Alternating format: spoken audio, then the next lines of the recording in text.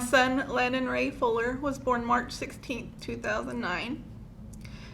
He was known for his beautiful eyes and smile and his big heart. He was energetic and outgoing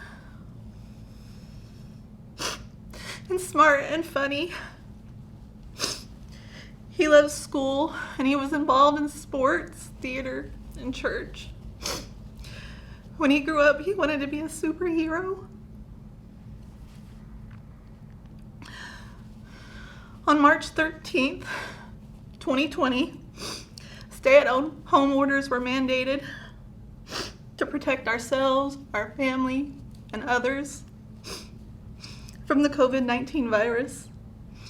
We tried to make the best of a stressful situation by having a daily routine, working and playing from home, and keeping in contact with friends and family by phone and social media.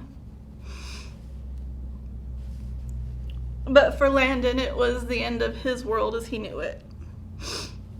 6 weeks into the pandemic, the day after the stay-at-home orders were extended, he gained access to a secured gun, rode his bike to a nearby field, and shot himself. My baby boy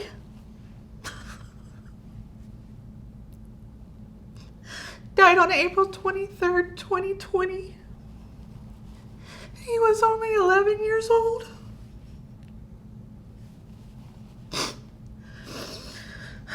My initial question was why? Why did my little boy kill himself? The only clue I found was written in his journal. He had written he was going mad from staying at home and not being able to go to school and play outside with his friends. My son did not have a diagnosed mental illness, but he did experience a mental health crisis. In his case, there were no warning signs before he chose to take his own life. Through my research, I've learned that suicide rates have statistically increased since COVID-19 and are predicted to continue to do so even after the pandemic is over.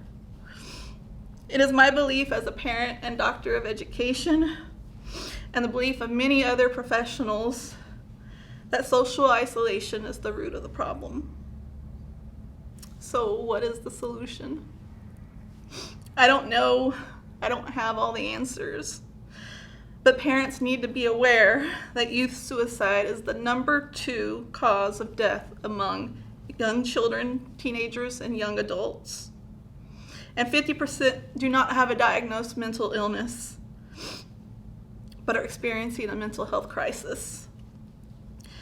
It is important to recognize the warning signs of suicide, but also realize that sometimes there are no warning signs.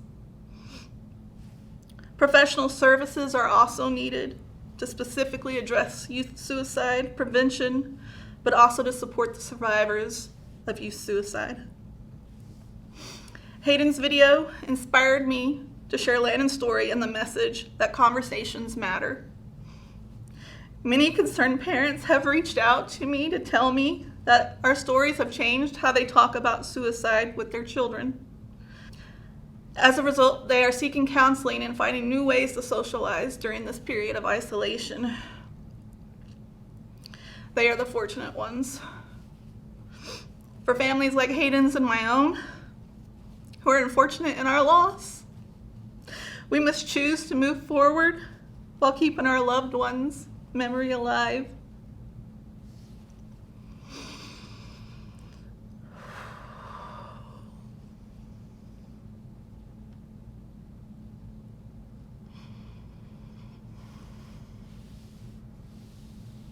If Landon were here today, I would tell him how proud I am of him and how much I love him and miss him. When it's my time, I know he's going to be there for me. He's going to be the one to hold my hand and take me home. Until that day, I will share his story with the hope of saving another person's life and helping him become the superhero he always wanted to be. Infinite Super L, we're gonna be okay. You can rest now. I love you 3,000. All right, Landon. Yeah. I'm gonna keep on trying. That's the point, right?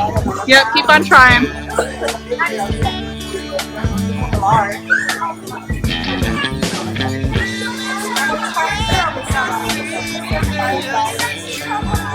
Probably